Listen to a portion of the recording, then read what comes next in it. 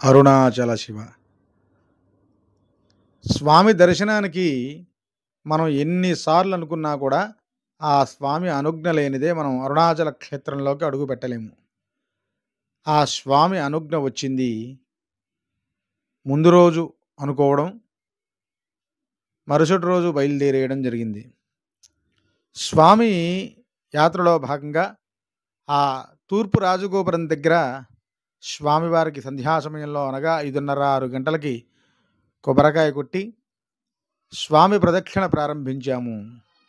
భక్తి శ్రద్ధలతో స్వామిని మనసారా తలుచుకుంటూ స్వామి నామ సంకీర్తన చేసుకుంటూ గిరి ప్రదక్షిణ మొదలుపెట్టాము. అసలు గిరి ప్రదక్షిణ ఎందుకు చెయ్యాలి, ఎలా చెయ్యాలి అనే విషయాన్ని మనం మున్ముందు తెలుసుకునే ప్రయత్నం చేద్దాము. అరుణాచల శివ. పంచభూతలింగాలలో ఒకటైనది అరుణాచల క్షేత్రం. ఈ అరుణాచల క్షేత్రంలో గిరి ప్రదక్షిణ ప్రాముఖ్యతలు ఏంటో తెలుసా? పంచభూతలింగాలలో ఒకటైన అరుణాచల దేవాలయం చుట్టూ పౌర్ణమి రోజున గిరి ప్రదక్షిణ చేసేందుకు భక్తులు అధిక సంఖ్యలో తరలివస్తారు. అయితే ఈ రోజునే ప్రదక్షిణ ఎందుకు చేయాలి, అందుకు గల కారణాలేంటో ఇప్పుడు తెలుసుకుందాం. దక్షిణ భారతదేశంలోని తమిళనాడు రాష్ట్రంలో అరుణాచలం లేదా అన్నామలై పంచభూతలింగ క్షేత్రాలలో అగ్నిభూతానికి సంబంధించినదిగా పరిగణిస్తారు. అరుణాచలంలో అరుణ అంటే ఎర్రని, అచలం అంటే కొండ అని అర్థం. అంటే ఎర్రని కొండ అని భావం అని శాస్త్రవచనం. మనం చేసినటువంటి రుణపాపాలను తొలగించున్నది అని కూడా అర్థం వస్తుంది శాస్త్రంలో. అదే తమిళంలో అయితే తిరువన్నామలై అంటారు. తిరువన్నామలైని కైలాస పర్వతంగా పరిగణిస్తారు. తిరు అంటే శ్రీ, అన్నామలై అంటే పెద్ద కొండ అని అర్థం. మన దేశంలోనే గొప్ప పుణ్యక్షేత్రాలలో అరుణాచలం కూడా ఒకటి. అరుణాచలం క్షేత్రంలో పగలు, రాత్రి, సంధ్యా సమయం, ఎర్రని ఎండలో భారీ వర్షం కురుస్తున్నప్పటికీ కూడా చలికి గజగజ వణుకుతూ నిత్యం ప్రతిరోజు ఎవరో ఒకరు గిరి ప్రదక్షిణ చేస్తూనే ఉంటారు ఈ అరుణాచల క్షేత్రంలో. పురాణాల ప్రకారం గంధర్వులు, దేవతలు, మహర్షులు, శివలోకం, విష్ణులోకం వంటి అన్యలోక వాసులు కూడా తిరువన్నామలైలోకి వచ్చి భూలోకంలో ఉండే జీవరాశుల రూపంలో అంటే ఈగ, చీమ, కుక్క, పక్షులు, పశువుల రూపంలో వచ్చి అరుణాచలేశ్వరుడి గిరి చుట్టూ ప్రదక్షిణ చేస్తారట. ఒక 2 కిలోమీటర్లు వచ్చామో లేదో అమ్మవారు గ్రామదేవతలాగా ఉంది. ఇక్కడ అందరూ తమ చుట్టూ తామే నిమ్మకాయలు దిష్టి తీసుకుని అక్కడ కాలు కింద వేసి తొక్కుతున్నారు. చూడండి అమ్మవారు ఎంత అలంకరణతో, ఎంత దివ్యమంగళ స్వరూపిణిగా, ఎంత కళగా ఉందో ఆ చల్లని తల్లి. నమస్కారం చేసుకోండి మీరు కూడా. ముందు రోజు పౌర్ణమి కావడం వల్ల భక్తుల రద్దీ చాలా బాగా ఉంది. చాలామంది ఇంకా గిరి ప్రదక్షిణ చేస్తూనే ఉన్నారు. ఎక్కువ శాతం మన తెలుగు వాళ్ళు బాగా ఉన్నారు. అందరినీ చూసుకుంటూ అరుణాచలేశ్వరుని సంకీర్తన చేసుకుంటూ నడుచుకుంటూ వెళుతున్నాం. ఎటు చూసినా ఎంతో గొప్ప దేవాలయాలు ఉన్నాయి గిరి ప్రదక్షిణలో. చూడండి దక్షిణామూర్తి స్వామి ఎంత నిండుగా, ఎంత కళకళలాడుతూ ఉన్నాడు ఆ తండ్రి. నమస్కారం చేయండి. అదిగో శ్రీ భగవాన్ రమణ మహర్షి ఆశ్రమం. ఆ ఆశ్రమం లోపలికి వెళ్ళడానికి కుదరలేదు, కానీ బయట నుంచే కాస్త వీడియో తీయడం జరిగింది. లోపల చాలా రద్దీగా ఉంది. రమణ మహర్షిని చూసి మనం ఎన్నో నేర్చుకోవాలి.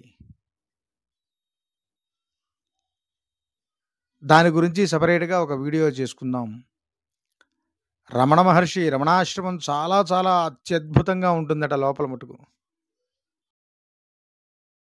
సంధ్యా సమయం కావస్తోంది. చూడండి ఆకాశం ఎంత సువర్ణమయమవుతోందో, వాతావరణం చల్లబడింది.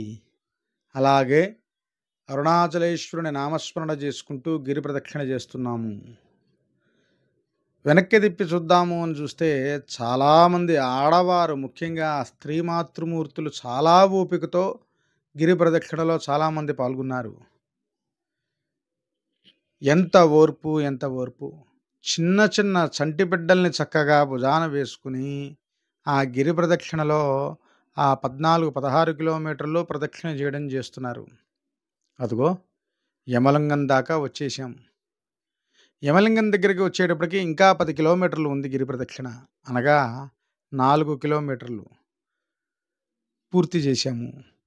యమలింగం లోపలికి గుళ్ళో దేవాలయానికి వెళ్ళేటప్పుడు వీడియో తీయొద్దన్నారు కానీ మనం ఆగుతామా? కాకపోతే లోపల ఉన్న ఆ స్వామిని తీయడం కుదరలేదు. ఆ క్యూ లైన్‌లోనే వీడియో ఆపేయడం జరిగింది. ఇక్కడి వరకు బాగానే ఉంది పరిస్థితి. నడిచేవారు కూడా బాగానే నడుస్తారు 4, 5 కిలోమీటర్లు. ఇక ఆ తర్వాత నుంచి పాదాలకు బాగా నొప్పి ప్రారంభమవుతుంది. మనం కూడా ఎక్దాం అనుకుంటాం.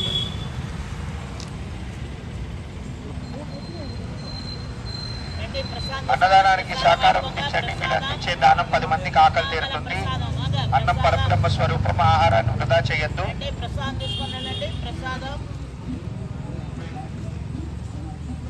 భగవంతుడికి నివేదన చేసిన ప్రసాదం ఎంగిలి భూమి మీద పడి తొక్కితే తొక్కినోళ్ళకి కాదు అపచారం, మీకే అపచారం.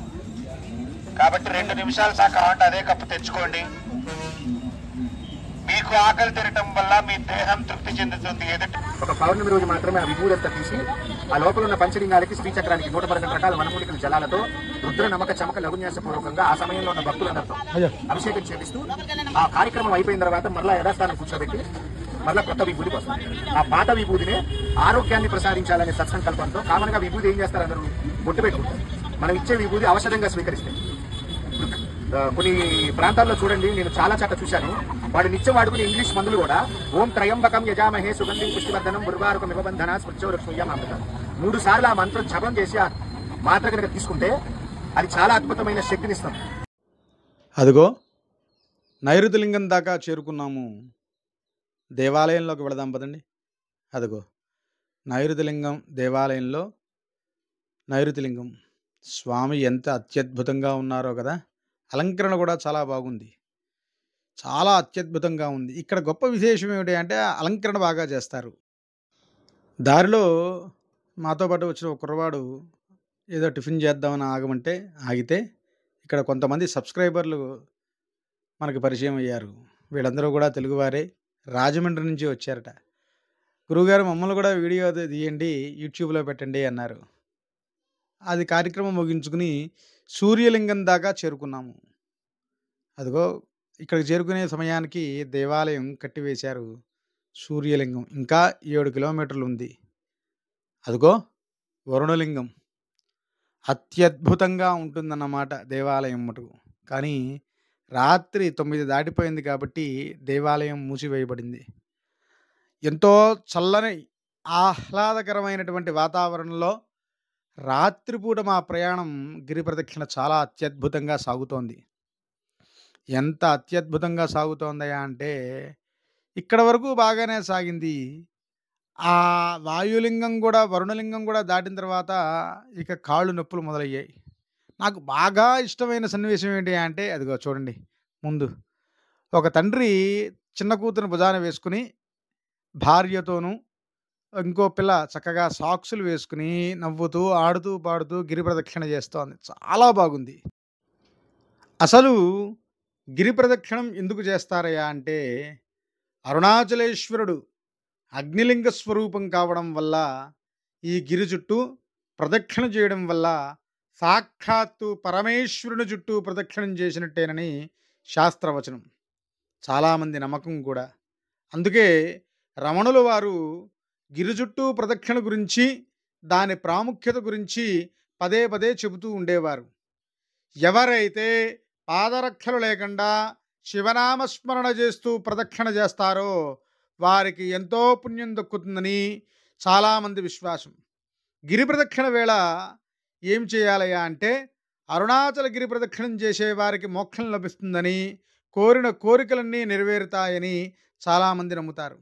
మరీ ముఖ్యంగా పౌర్ణమి రోజున నిండు పున్నమి వేళల్లో గిరి ప్రదక్షిణ చేయడం వల్ల జీవితంలో అనేక ప్రయోజనాలు కలుగుతాయని చాలామంది విశ్వాసం. ఇలా ప్రదక్షిణ చేసేవారు స్వామివారి నామ సంకీర్తన చేస్తూ ఆ అరుణాచలేశ్వరుణ్ణి మనసా వాచ కర్మణ త్రికరణ శుద్ధిగా తలుచుకుంటూ నామస్మరణ చేస్తూ ఎవరైతే ఆ గిరి చుట్టూ ప్రదక్షిణ చేస్తారో వారి పాపాలన్నీ పటాపంచులవుతాయని శాస్త్రవచనం రమణ మహర్షి వారు చెప్పారు. ఎక్కడైతే గిరి ప్రదక్షిణ ప్రారంభించామో మళ్ళీ అక్కడ తూర్పు రాజగోపురం దగ్గరికి చేరేసరికి గిరి ప్రదక్షిణ పూర్తి చేసే సమయానికి రాత్రి 2:10 అయింది. 2:10 మా గిరి ప్రదక్షిణ పూర్తి చేశాం ఆ తూర్పు రాజగోపురం దగ్గర. మరలా మరొక వీడియోతో మీ ముందుకు వస్తాను. దర్శనం ఎలా చేసుకున్నాము, ఎలా అయింది, మా అనుభవము, మరియు అరుణాచల క్షేత్రం నుంచి తిరుపతికి మా ప్రయాణం ఎలా సాగింది అనేది మరొక వీడియోలో కలుసుకుందాం. చూడండి ఆ శిఖరం ఎలా ఉందో రాత్రి వేళ.